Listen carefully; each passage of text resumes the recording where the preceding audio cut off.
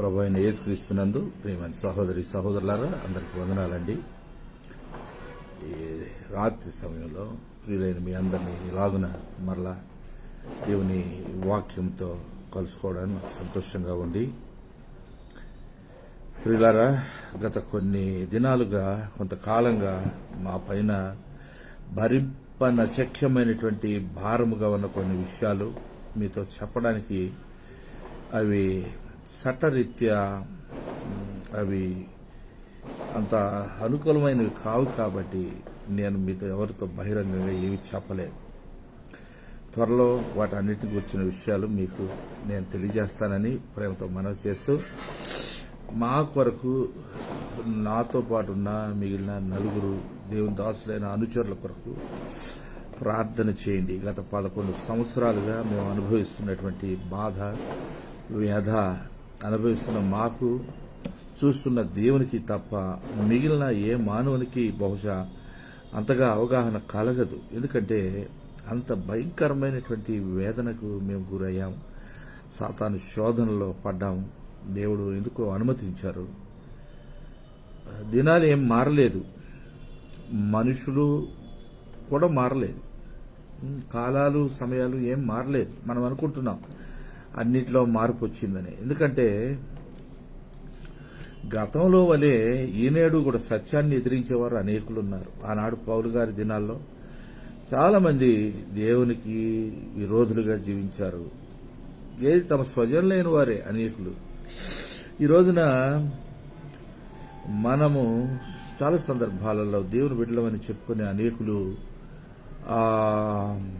దేవుని బిడ్డలకు వ్యతిరేకంగా మాట్లాడడం, వ్యాఖ్యానించడం, ఇతరులతో సానుభూతిగా ఉండడం, వేరే అన్యులతో వారి పొజిషన్ ఏంటో చాలా మందికి వారికి తెలియదు. పైగా విమర్శలు ఎక్కువగా చేస్తారు.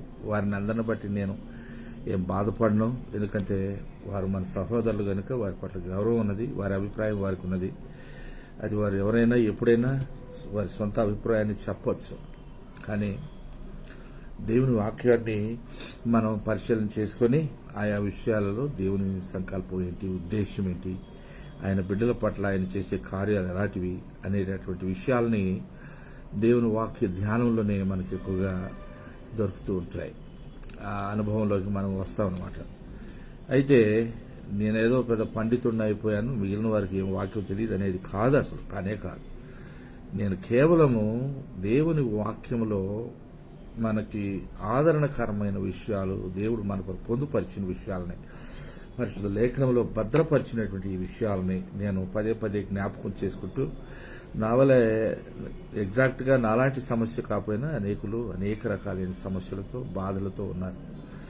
కొందరికి అనారోగ్యము, కొందరికి ఆర్థిక ఇబ్బందులు, మరికొందరికి శత్రు భయము, కొంతమందికి కోర్టు కేసులు గొడవలు, కొంతమంది చేయని నేరానికి శిక్ష అనుభవించడం, ఇతరుల చేత ఆరోపణ చేయబడటం, అనేకులు దేవునికి వ్యతిరేకంగా తిరుగుబాటు చేయడం, దేవునికి వ్యతిరేకంగా మాట్లాడడం, ఇవన్నీ మనం చూస్తూ ఉన్నాం. ఇది ఈనాడు కొత్త కాదు, ఇది గతంలో జరిగింది. పూర్వకాలంలో ఉన్నారు, అనాది కాలం నుంచి దుష్టులైన వారు లోకంలో ఉన్నారు కనుక సాతాను యొక్క ప్రమేయము ఉన్నది. వాడు ఉన్నాడు లోకంలో, వాడి కార్యాలు వాడు చేసుకుంటూ పోతున్నాడు. దేవుని బిడ్డలమైన మనము మన పనులు చేసుకుంటున్నామా, వెళుతున్నామా, ముందుకు కొనసాగుతున్నామా, దేవుని అందరి విశ్వాసంతో మన జైత్ర యాత్ర, విశ్వాస జీవితం ఇది, విశ్వాస యాత్ర ఇది. దీనిలో ఎవరెవరు ఎలా ఉన్నారు అనేది ఎవరికి వారమే వ్యక్తిగతంగా మనం ఆలోచన చేసుకోవాలి. ఏది ఏమైనా మనం ఉంటున్నటువంటి కాలములు మన బాగా కృంగదీసే విషయాలు చాలా ఉన్నాయి. మనుషులను బాధించే విషయాలు, మనని శోధనకి, ఆవేదనకి, ఆగ్రహానికి గురి చేసే విషయాలు చాలా ఉంటాయి. ఏమైనా సరే దేవుని వాక్యమే అన్నిటికీ పరిష్కారము. చాలా మంది చెప్తూ ఉంటారు, మేము దేవుని నమ్ముకున్నామండి, గట్టిగా నమ్ముకున్నామని చెప్తారు. దేవుని నమ్ముకుంటే దేవుడు తన బిడ్డలను విడిపిస్తాడు అనేటటువంటి నిరీక్షణ వారికి ఉండాలి. దేవుడు మమ్మల్ని స్వస్థపరుస్తారు, తప్పక అది మరణకరమైన వ్యాధి అయినా ఆయన ముందు అసాధ్యమైనవి ఏమీ లేవు గనుక చనిపోయిన లాజరుని సమాధిలో నుండి తిరిగి లేవనెత్తిన దేవుడు ఈ రోజున మనం చనిపోలేదు కదా. దేవుని మహాకృపలో ఇంకా ఎన్నెన్నో రకాలైనటువంటి అనారోగ్యాలు మనం వేధిస్తున్నాయి, అవి వాస్తవము. మనకు ఎంతో మన దగ్గర ఉన్న కొద్దిపాటి వనరుల్ని అవి ఖాళీ చేయటం, అంటే మన జేబులు ఖాళీ అయిపోవడం, మనం ఒట్టివారం అయిపోవడం, నిస్సహాయులుగా మనం నిలబడిపోవడము. ఎవరైనా ఏదైనా సహాయం చేస్తారని 1000 కళ్ళతో ఆశతో ఎదురు చూడటం. కానీ దేవుడు ఎవరిని వాడుకుంటారు? వారిని వాడుకుంటారు. అందరూ ఏం అవసరం లేదండి. దేవుడు ఎవరినో ఒక చోట నియమించి ఉంటారు ఆయన బిడ్డల కొరకు. అలాంటి వారు ఉంటే దేవునికి మహిమ కలుగును గాక. మనం ప్రస్తుతం ఉంటున్నటువంటి ఈ పరిస్థితుల్లో దేవుని వాక్యం అన్నిటికంటే గొప్ప ధననిధి. ఈ ధనము ఉంటే, దేవుని వాక్యం ఉంటే అది మన ఎంతగానో మరి బలపరుస్తుందని చెప్పడంలో నేను ఎంతమాత్రం వెనకాడడం లేదండి. మరి ఈ రాత్రి వేళ మనందరికీ ఆదరణ కలిగించే కొన్ని లేఖన భాగాల్ని జస్ట్ పొడిగా మీకు జ్ఞాపకం చేస్తాను.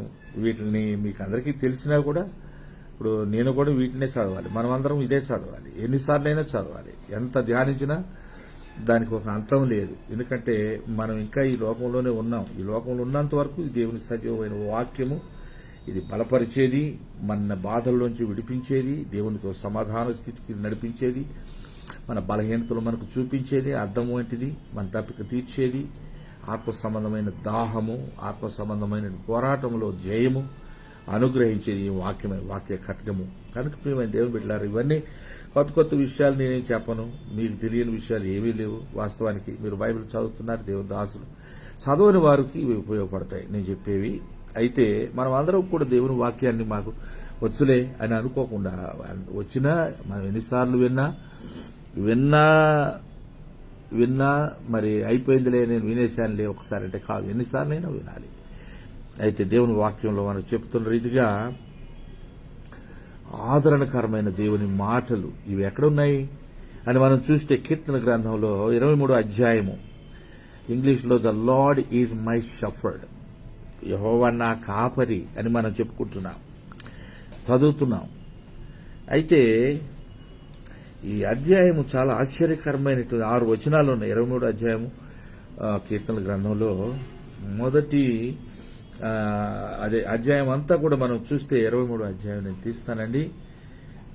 ఎక్కువ సమయం పడితే మీరు మీ ఓపిక ఉన్నంత వరకు వినండి, చూడండి. తర్వాత దేవుని చిత్తమైతే దేవుడు అవకాశం ఇస్తే మరొక పర్యాయం మనం దాన్ని చూడొచ్చు. కానీ ప్రస్తుతానికైతే ఇవి నేను భారం కలిగి మీ ఎదురుకు వస్తున్నాను. ఆశ కలిగిన వారు, ఉత్సాహం ఉన్నవారు, దేవుని వాక్యం ద్వారా ఆశీర్వదింపబడగోరువారు, అంటే సమయం అనుకూలిస్తే ప్రతి ఒక్కరు కూడా దీనిలో పాల్గొనాలని ప్రేమతో మనవి చేస్తున్నాను. ఒకవైపు ప్రజలు వారి వారి పండుగలు వారు సెలబ్రేట్ చేసుకుంటున్నారు, అది వారి పండుగ, అది వారి ఇష్టం. మనము ప్రభువులో సెలబ్రేట్ చేసుకోవాలి. మన సమయము, మన కాలము ఆయన స్వాధీనంలో ఉంది. మన బ్రతుకు ఆయన అంకితమై ఉన్నది. మన జీవితాలన్నీ ఆయనకి రహస్యంగా ఏమీ లేవు, మరుగై ఉండలేదు, అన్నీ చూస్తున్న దేవుడు. కనుక ఈ సమయంలో ప్రియమైన దేవుని బిడ్డలారా, 23వ కీర్తన ఒకసారి నేను చదువుతున్నాను, చూడండి. యెహోవా నా కాపరి, నాకు లేమి కలుగదు. పచ్చిక గల చోట్లను ఆయన నన్ను పరుండజేయుచున్నాడు. శాంతికరమైన జలముల యొద్ద నన్ను నడిపించున్నాడు. నా ప్రాణమునకు ఆయన సేద తీర్చున్నాడు. తన నామమును బట్టి నీతి మార్గములలో నన్ను నడిపించున్నాడు. గాఢాంధకారపు లోయలో నేను సంచరించినను ఏ అపాయమునకు భయపడను. నీవు నాకు తోడయుందువు, నీ దుడ్డు కర్రయు నీ దండమును నన్ను ఆదరించును. నా శత్రువుల ఎదుట నీవు నాకు భోజనము సిద్ధపరచుదు. నూనెతో నా తల అంటి ఉన్నావు. నా గిన్నె నిండి పొర్లుచున్నది. నేను బ్రతుకు దినములు అన్ని కృపాక్షేమంలే నా వెంట వచ్చును. చిరకాలము యెహోవా మందిరంలో నేను నివాసము చేసేదను. హల్లెలూయా. ఆశ్చర్యకరమైన దేవుని వాక్యము. ఇది కీర్తన, ఇది అద్భుతమైన కీర్తన, ఆశీర్వాదకరమైన కీర్తనకారుడైన దావీదు తనకు ప్రభువైన యెహోవా దేవుని యందు తనకు కలిగినటువంటి గొప్ప విశ్వాసాన్ని, తనకున్న అనుబంధాన్ని, తనకు కలిగిన భరోసాను వ్యక్తపరుస్తూ ఉన్నాడు కీర్తనకారుడు. కృప కలిగిన మా దేవా, ఈ మాటల్లో ఉన్న సత్యాన్ని మా ఆత్మలకు బోధించము నాయన. పరిశుద్ధాత్మ ద్వారా నీవు వాటిని మాకు విశదపరచము నాయన. మేమైతే ఈ వాక్యం కొరకు ఆశ పెట్టుకుని ఉన్నాము. ఈ మాటలు వింటున్న ప్రతి ఒక్క ప్రియ సహోదరుని ఎవరైనా నిన్ను నమ్ముకోకపోయినా వారందరికీ దీవెనను ఆశీర్వాదమును, నమ్ముకోని వారు నీ యొద్దకు నడిపించబడినట్లు, నమ్మిన వారు నీలో స్థిరపరచబడినట్లును, నీ యందు మరి ఎక్కువ ఆదరణ పొందినట్లును మా అందరినీ నీ కృపగల హస్తాలకు అప్పగించుకుంటూ యేసు నామమున ప్రార్థిస్తున్నాను తండ్రి, ఆమేన్. పిల్లరా, ఇక్కడ కీర్తనకారుడు తెలియచేస్తున్నటువంటి విషయము నాకు ఆశ్చర్యకరంగా ఉన్నది. ఎన్నిసార్లు చదివినా దేవుని వాక్యం ఇంకనూ ఫ్రెష్గా ఈ పూటే మనం క్రొత్తగా చదువుతున్నామా అన్నట్లు ఉంటూ ఉంది. ఇక్కడ చూసినట్లయితే యెహోవా నా కాపరి, ఈ నా కాపరి అని చెప్పడంలో ఆయనకు ప్రభు అయిన యెహోవాతో, తండ్రి అయిన దేవునితో కీర్తనకారుడైన దావీదుకు కలిగిన అనుబంధం. నా కాపరి, నన్ను సంరక్షించే నా యజమాని, నన్ను పోషించేవాడు. అందుకే ఆయన అంటున్నాడు, నాకు లేమి కలుగుదని చెప్పేశాడు.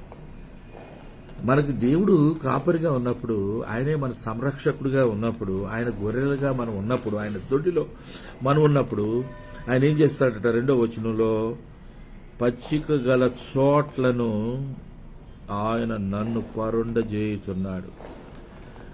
గొర్రెలకు కావాల్సింది పచ్చిక. ఆ పచ్చిక శ్రేష్టమైన వాటికి ఆరోగ్యాన్ని కలుగజేసే ఆహారం పచ్చిక.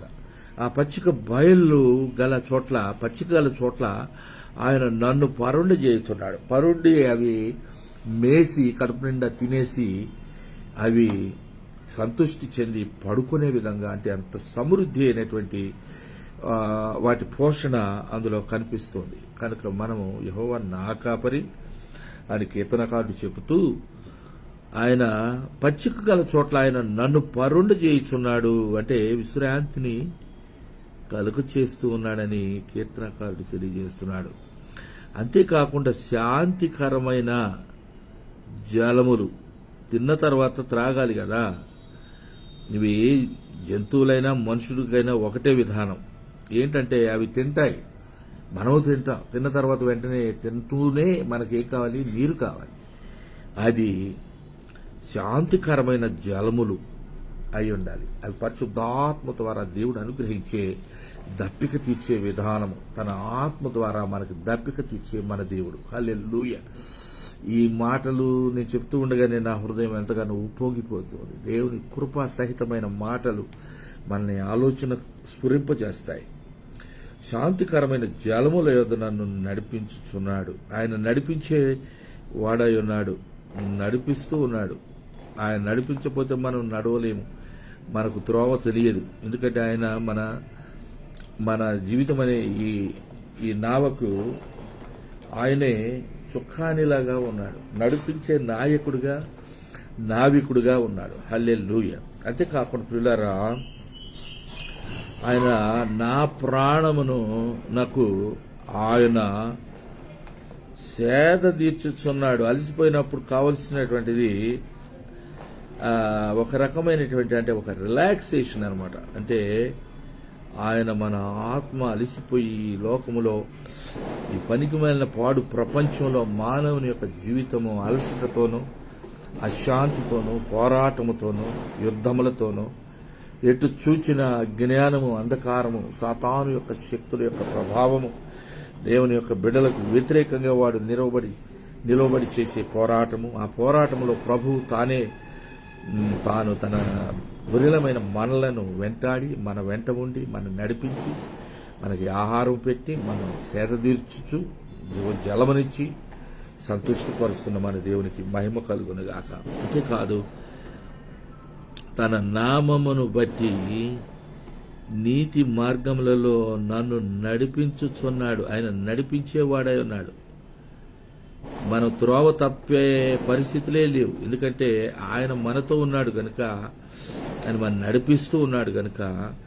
ఇక్కడ 4వ వచనంలో మనం చూస్తే ప్రియులారా, ఆశ్చర్యకరమైన విషయం, గాఢాంధకారపు లోయలో నేను సంచరించినను. అంటే ఈ లోకంలో వెలుగు లేదు, అంత చీకటి ఉన్నది. ఈ చీకటిలో కూడా వెలుగు నీతిమంతుడైన దేవుడు తన ప్రియ బిడ్డలైన మనను నీతి మార్గములలో నడిపించుటకును, నీతియుక్తమైన తన సిద్ధాంతములు మనకు బోధించుటకును, మరి గాఢాంధకారపు లోయలో మనం వెళుతూ ఉంటాం. ప్రమాదకరమైన ప్రాణాంతకమైన పరిస్థితులు, పర్వత స్థానువులలో అంటే ఆ ఎత్తైనటువంటి ఆ ప్రదేశాలలో దిగిపోతూ ఉంటాం అనమాట. అంటే అంధకారము కమ్మి ఉంటుంది. పట్టపగలే పైనుండి ఎత్తుగా ఉన్నటువంటి పర్వత ప్రదేశములలో లోయలోకి దిగిపోయేటట్టుగా, పడిపోయేటట్టుగా, జారిపోయేటట్టుగా ఉంటాయి. కానీ ఆయన చెప్తున్నాడు, గాఢాంధకారపు లోయలో నేను సంచరించినను ఏ అపాయమునకు భయపడను. మనలో అనేక మందికి భయపడే అలవాటు బాగా ఉంది. మనం మనుషులమే, మనమేమో మనుషులం కాకపోలేదు, మనం రక్తమాంసములు కలిగిన వారమే. ఏలియా మన వంటి స్వభావం కలిగిన నరుడే, మనుషుడే. అయినను అతడు భయంకరమైనటువంటి ప్రతిజ్ఞ చేసినటువంటి ఆ యొక్క బయలు దేవత యొక్క ప్యాట్రన్గా ఆమె ఆ దేవతకు సంబంధించిన భక్తిపరురాలుగా తన వెంట అనుచరులను సిద్ధపరచుకొని 450 మంది పైనే ఒక్కొక్క సందర్భంలో ఉంటున్నటువంటి తన ప్రవక్తలు వేలాది మంది ఉన్నారు. వారికి విస్తారమైన భూమి ఉన్నది, ఆస్తి ఉన్నది, రాణి గారి యొక్క ప్రోత్సాహం ఉన్నది.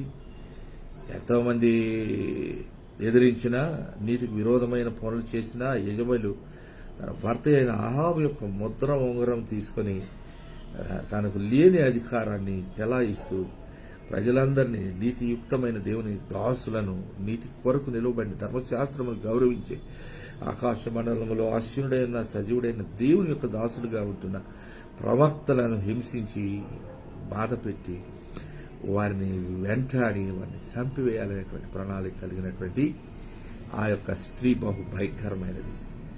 ఆయనను నా ఏ అపాయమునకు భయపడనని కీర్తనకారుడు సెలవిస్తున్నాడు.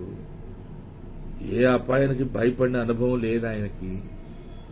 ఆశ్చర్యకరమైన దేవుని శక్తిని ఎరిగిన వాడు తన స్వానుభవంలో ఒక సింహాన్ని, ఒక ఎలుగుబంటిని, ఇంకా ఈ విధంగా ఆటంకంగా అడ్డుగా వచ్చిన గొర్రెలను ప్రాణప్రదంగా ప్రేమించే దావీదు వాటి కాపరిగా ఉండి వాటి సంపూర్ణ సంరక్షణయే దేవుని యొక్క సహాయంతో పౌరుషము కలిగిన వాడై, ఇశ్రాయేలీయుల దేవుడైన యెహోవాను ఎరిగిన వాడై, ఆయన స్వాస్థ్యముగా ఉన్న ఇశ్రాయేలు ప్రజలు నిబంధన జనులతో తను తాను పరిగణించుకొని దేవుని కొరకు ప్రత్యేకించుకున్న జీవితంలో యెషయి కుమారులలో కడగొట్టువాడుగా ఉన్నప్పటికీ కూడా అనుభవంలో అగ్రగణ్యుడిగా ఉన్నాడు. హల్లెలూయా. ఆయన ఈ విధమైనటువంటి అపాయాలకు భయపడలేదు. అంతేకాకుండా ఎందుకో తెలుసండి ఆయన మాట, నీవు నాకు తోడై ఉందువు. అసలు ఆయన మనకు తోడై ఉండకపోతే ఈ జీవితము ఇన్ని సంవత్సరాలు ఇన్ని ఆపదలలో నుండి మనం దాటుకుంటూ వచ్చేవారు. ఇన్నిన్ని సంఘటనలు చూసి వాటన్నిటిని దాటుకొని జయకరముగా ఇన్నేళ్లు జీవిస్తామా? నాకు ఇప్పుడు 67 ఏళ్ళు వచ్చేసాయి. హల్లెలూయా. మరి నాకంటే ఇక చాలామంది చిన్నవారు ఉన్నారు. మరి మీకు కూడా, మీ అందరికి కూడా చాలామంది దేవుని ఎవరి దాసురాంటకు దేవుని కృప అవసరమైనది. ప్రతి ఒక్కరికి అవసరమైనది. చివరి వరకు దేవుని యొక్క సహాయమే మనకు అవసరమైనది. కనుక ప్రియమైన దేవుని బిడ్డలారా, ఈయన అంటున్నాడు, నీవు నాకు తోడయ్యుందువు, నీ దుడ్డు కర్రయు నీ దండమును నన్ను ఆదరించును. ఈరోజున దేవుని యొక్క దుడ్డు కర్ర, ఆయన దండము మన ఆదరిస్తూ ఉన్నటువంటి అనుభవం మనకున్నది. 5వ వచనం మనం చూస్తే ఇక్కడ కీర్తనకారుడు అయిన దావీదు గారు రాసిన మాట, నా శత్రువుల ఎదుట నీవు నాకు భోజనము సిద్ధపరచు. దేవుడు శత్రువుల ఎదుట భోజనం సిద్ధపరచగలిగేవాడై ఉన్నాడు. శత్రువులను జయించువాడై ఉన్నాడు. వారి కొమ్ము విరగొట్టువాడై ఉన్నాడు. వారి కలిగినటువంటి వారి బుద్ధిహీనమైన వివేకశూన్యమైన కంచర గాడిద వంటి మూర్ఖ స్వభావమును దేవుడు తొలగించువాడై ఉన్నాడు. హల్లెలూయా. వారిని వెంట్రుకలు కలిగిన నడినెత్తిని పగలగొట్టువాడై ఉన్నాడు. ఎందుకంటే దేవునికి విరోధంగా ఎవడు ఏం చేసి జయం పొందలేదు నేటి వరకు. పైగా కీర్తనకారుని యొక్క అనుభవం చూడండి. నూనెతో నా తల అంటి ఉన్నావు. నూనె అనేసరికి మనం మామూలు నూనె అనుకోవచ్చు. ఇది నూనె మామూలు నూనె కాదండి. ఇది పరిశుద్ధాత్మ తైలము, అభిషేక తైలము, ఆనంద తైలము.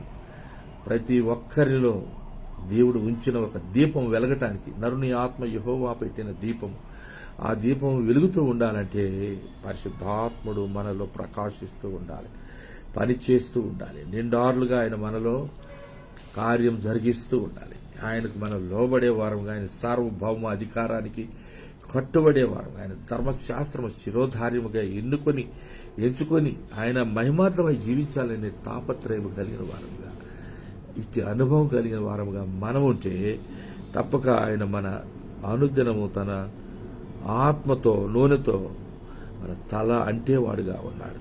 నా గిన్నె నిండి పొర్లుచున్నది. ఏంటండి ఆ గిన్నె, ఏంటది పొర్లేది అనేది మనం చూసినప్పుడు ఇది చాలా సమయం పడుతుంది. దాన్ని అంతటినీ వివరించగలను నేను మీకు. ఒక రోజు మళ్ళీ వస్తాను. ఇది నేను 6వ వచనం, నేను బ్రతుకు దినములు అన్నీ కృపాక్షేమములే నా వెంట వచ్చును అనే భరోసాతో ఆయన వాక్యం చెప్తా ఉన్నాడు. తన యొక్క ఒప్పుకోలు, తనకున్న కన్ఫెషన్, తన యొక్క నమ్మకాన్ని, తనకు దేవుడు ఎన్నడూ తన నమ్మకాన్ని వమ్ము చేయని వాడని ఎరిగిన అనుభవంతో ఆయన చెబుతా ఉన్నాడు. అంతేకాదు, చిరకాలము అంటున్నాడు ఆయన, చిరకాలము యెహోవా మందిరంలో నేను నివాసము చేసేదను. చిరకాలము ఆయన ఎక్కడ ఉంటాడు? దేవుడు తన సన్నిధిలో ఉంటాడు. దేవుడు తన పరలోక రాజ్యంలో ఉంటాడు. తన పరిశుద్ధ దూతల కోట్ల కొలది దూతల గణములతో ఆయన ప్రస్తుతింపబడుతూ ఉంటాడు. పరిశుద్ధ దూతల సమక్షంలో ఆయన మహోన్నతమైన తన యొక్క ప్రశస్తమైన తన వెలుగును, తన మహిమను, తన ప్రభావాన్ని కలిగి ఉన్న తన ఆ ప్రదేశంలో ఆయన నేను కూడా ఉంటాను అని చిరకాలము యెహోవా మందిరంలో నేను నివాసం చేస్తుందని కీర్తనకారుడు చెబుతున్న ఈ భరోసాతో కూడిన వాక్యము, పలికిన ఈ పలుకులు, ఇందులో ఆలోచన చేస్తే ప్రియమైన దేవుని బిడ్డలారా, ఈ ఆశ్చర్యకరమైన దేవుని సత్యాలు ఇందులో నిండుగా ఉన్నాయి, మెండుగా ఉన్నాయి. ఇది చాలా మంది సమయం మనం వెచ్చించుకునే పరిస్థితులు లేవు. సాతానుగాడు ఈ లోకంలో వాడు పీఠం వేసుకుని కూర్చున్నాడు. దేవుని బిడ్డలైనటువంటి వారికి సమయం దొరకకుండా చేస్తున్నాడు. వారు చేయవలసిన పని చేయకుండా వారికి ఆటంకం కలిగిస్తున్నాడు. వారికి అడ్డుబండగా తాను ఉన్నాడు. యేసయ్యనే మహా గొప్ప దుర్గముగా ఉన్న మన ఆ యొక్క అనాది కాలం నుంచి ఉన్న బండ, దాగు చోటుగా ఉన్న యేసయ్య, క్రీస్తు అనే ఆ యొక్క రాక్ అంటే పెద్ద బండ, ఎత్తైన ఒకే రాతితో నిర్మించబడినట్లు సృష్టించబడిన పెద్ద పెద్ద పర్వతాలు ఉంటాయి.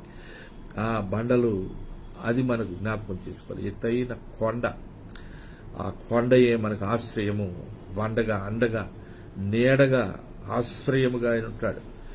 ఆయన యొక్క వెలుగు, ఆయన ప్రసన్నత మనలో మనం కలిగి ఉంటున్నాం కనుకనే, దేవుని యొక్క సన్నిధితో మనం బలపరచబడుతున్నాం కనుకనే నేటి వరకు ఎన్ని శోధనలు ఎదురైనా, ఎన్ని బాధలు మనకు కలిగినా, వాటన్నిటిలో కూడా మనము ఈ నేటి వరకు కూడా సజీవంగా ఉన్నామని నిరీక్షణ కోల్పోకుండా, నిబ్బరము లేని వారి వలె కాకుండా, నిరీక్షణ లేని వారి వలె కాకుండా, ఆయన నమ్మదగిన దేవుడని, ఆయనలోనే అన్నీ ఉన్నాయని, ఆయన కొరకు ఎదురు చూచిన వారు ఎన్నడూ సిగ్గు నొదరని అనుభవంతో ఈ రోజున దేవుని బిడ్డలమైన మనం జీవించవలసిన అవకాశము, అవసరత ఉన్నది.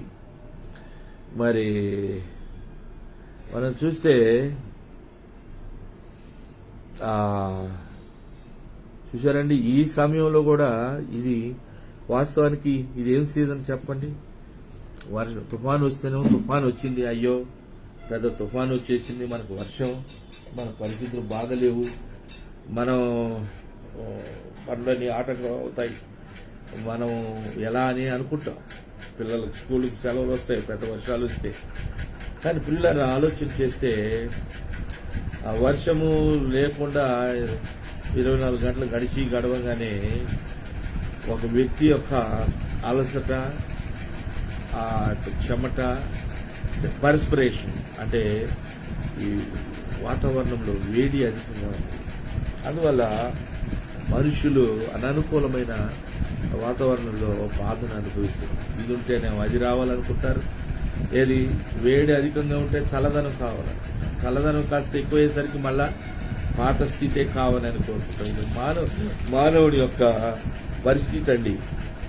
అయితే ప్రియమైన దేవుని బిడ్డలారా, నేను మిమ్మల్ని ప్రేమతో మనవి చేసుకున్నటువంటి విషయం ఏంటంటే, దేవుడు నమ్ముకొనదగిన సహాయకుడై ఉన్నాడు, మన కాపరిగా ఉన్నాడు, పోషణకర్తగా ఉన్నాడు. అంతేకాకుండా మన యందు ఆసక్తి కలిగిన మన దేవుడిగా ఉన్నాడు. హల్లెలూయా. యేసయ్యను నమ్ముకున్న వారు ఎన్నడు సిగ్గునందరు, వారు ఎన్నడు వారి ముఖములు ఎన్నడను లజ్జింపకపోవునని. మనం చదువుతూ ఉంటాం అనేక విషయాలు, చదవటం వరకే కానీ వాటిని నిలకడగా ఒక కొద్ది నిమిషాలు ఆలోచన చేయటం, ధ్యానం చేయటం, దేవా నీ వాక్యం ఏం చెప్తుంది, దీని అర్థం ఏంటయ్యా అని ప్రార్థనాపూర్వకంగా కనిపెట్టుకోవడం, వాక్య ధ్యానంలో మనం ఉండడం, ఇవి మన వల్ల చాలా సందర్భాల్లో జరగడం లేదు. ఇందులో ఎక్కువ విషయం నేను మీకు ప్రేమతో మనం చేస్తున్నాను. ఇదిగో నేను రెగ్యులర్గా నేను వాడుకునేటటువంటి నా యొక్క కుర్చీ 4 కాళ్ళలో 2 కాళ్ళు విరిగిపోయినాయి. వాటి బ్యాలెన్సింగ్ వీల్స్ తప్పిపోయినాయి, కింద పడేసినాయి 2 సార్లు. ఇంకా తీసి పైన పెట్టేసి ఇదిగో మళ్ళా ఇది ఈ కుర్చీలో కూర్చున్నాను. నేను ఎక్కడ కూర్చున్నావు ఏంటి, ఎంత సౌకర్యంగా మనం ఉన్నాము, మన జీవితం ఎలా సుఖప్రదంగా జరుగుతుందనేది కానే కాదు. దేవుడు ఏ స్థితిలో ఉంచితే ఆ స్థితిలో ఆనందించడము, ఆయన పని చేయడము, ఆయన నిబద్ధతతో ఈ జీవితాన్ని కొనసాగించడము, ఇదే నాకు తెలిసినటువంటి విషయం. దేవుని బిడ్డలమైన మనం అందరం చేయవలసిందంటే కనుక నేను మీ అందరితో ప్రేమతో మనవి చేస్తున్న విషయం, ఈ కీర్తనను 23వ కీర్తన దావీదు గారి కీర్తన చిన్నప్పటి నుంచి మన సండే స్కూల్ నుంచి కూడా మనకు తెలుసు. ఏం పర్వాలేదు అని మనం అనుకుంటుంటాం, మనకు అన్ని తెలుసులే, ఇంకెవరు మనకేమీ చెప్పే పని లేదనే భావన చాలాసార్లు అనిపిస్తూ ఉంటుంది. చాలా మంది ఉద్దేశంలో అలా అనిపిస్తుంది అన్నమాట. అఫ్కోర్స్ ఎవరు మినహాయిపోయింది. నాకు చెప్తారా, నేను చిన్నప్పటి నుంచి పుట్టింది అందులోనే, పెరిగింది అందులో. చిన్నప్పటి నుంచి పుట్టినా పెరిగినా మధ్యలో వచ్చినా మనం ఎదగవలసింది constantly we must be in the word of God. దేవుని వాక్యంలో మనము ఉండవలసిన వారమే. మరి అందుకనే మనం ఎప్పుడు కూడా దేవుని వాక్యము పట్ల గొప్ప ఆశతో మనము కనిపెట్టుకునేవారుగానే ఉండాలనేది దేవుడు మనకి చేస్తున్న హెచ్చరిక. దేవుని వాక్యాన్ని మర్చిపోతే ఎట్లా? దేవుని వాక్యమే కదా మనకు ఆదరణ. ఆ వాక్యమే కదా మనను సత్యంలో నిలవబెట్టేది, ప్రభువు యొక్క వృత్తాంతం అంతా మనకు తెలియజేసేది. కాబట్టి ఈ సమయంలో ప్రియమైన దేవుని బిడ్డలైన మీతో, నా సహోదరులందరితో నేను ప్రేమతో మనవి చేస్తున్న విషయం, నేను నా మాటలో ఏదో మీరు వినాలి, మీరేదో చేసేయాలి అనేది కాదండి. నేను పెద్ద పండితుడని కూడా ఈనాడు అనుకోలేదు, ఇప్పుడు అసలే అనుకోవడంలా. ఎక్కడ చేయబెట్టినా చూసారంటే ఫోను, అదిగో ఈ పనికిమాలిన చెత్త అంతా వస్తూ ఉంటుంది. ఈ ఫోను మళ్ళీ మధ్యలో మనం చేసుకున్నటువంటి ఈ పరిచర్యలు, సాధారణ అన్ని ఆటంకాలు కనిపిస్తూ ఉంటాడండి. మీకు తెలియని విషయాలు ఏం కాదు, నేనే మీకు జ్ఞాపకం చేస్తున్నా, నా అనుభవాన్ని మీతో పంచుకుంటున్నా. నేను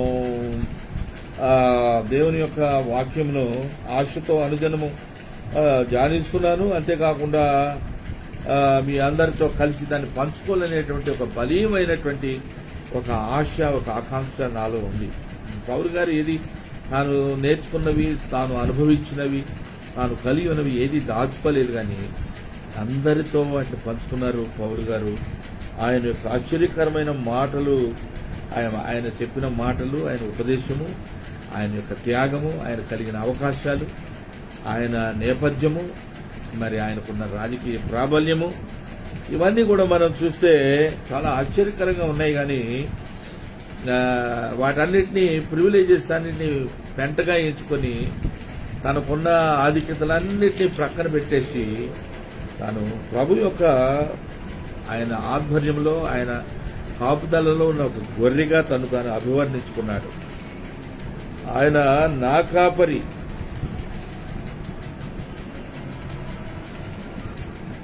యెహోవా నా కాపరి అని చెప్తూ ఉన్నాడు. మరి ఈ రోజున ఎంతమంది మనం చెప్పగలుగుతాం?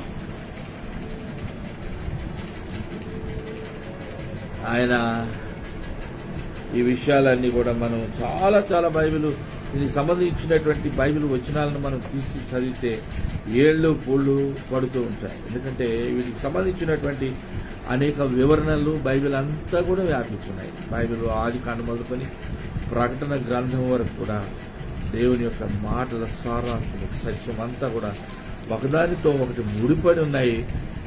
అవి లేనిది వాటిని మనం చదవనిది, వాటిని వివరించనిదే పరిపూర్ణము కావన్నమాట. అందుకనే మనం సమయాన్ని కేటాయించుకుందాం, ఎక్కువ సమయాన్ని దేవుని సన్నిధిలో గడుపుదాం, ప్రార్థనా పూర్వకం దేవుని వాక్యాన్ని చదువుదాం. అలాగే చదువుకొని దేవునికి ఇష్టమైన బిడ్డలుగా ఆయన మహిమను ప్రచురపరిచే ఆయన దాసురాంటుగా మనం ఉండాలని నేను హృదయపూర్వకం కోరుకుంటూ, మా భయంకరమైన శోధన కలిగిందండి.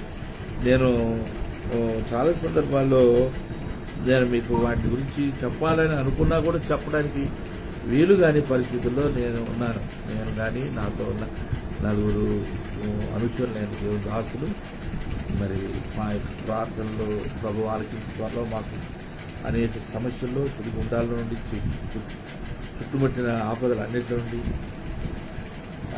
ఆవేదనలన్నింటి నుండి దేవుడు తప్పించినట్లు మీరు తప్పక మా నిమిత్తం ప్రార్థన చేస్తారని హృదయపూర్వకం కోరుకుంటూ, ముఖ్యంగా మాకు ఏకైక కుమారుడు శామ్యూల్ బాబు ఉన్నాడు, శామ్యూల్ గ్రెగరీ రిచర్డ్. ఆయన విదేశాల్లో ఉన్నాడు. మరి ఆయన క్షేమం కొరకు, ఆయన ఆరోగ్యం కొరకు, ఆయన అవసరతలైన చెట్టుబాటు కొరకు లేకపోతే కుమారుడు, దూరదేశంలో ఉన్న కుమారుడు 2 ఏళ్లు దాటిపోయింది ఆయన మేము చూడక. చాలా ఆలస్యంగా దేవుడు అనుగ్రహించిన గర్భఫలం గొప్ప కుమారుడు. ఆ కుమారుడు ఒక యోధుడుగానే ఉన్నాడు.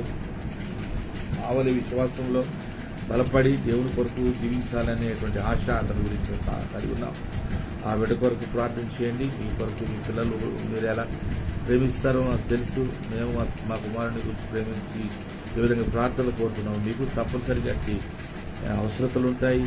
మీ అందరి కొరకు ప్రార్థన చేస్తాం.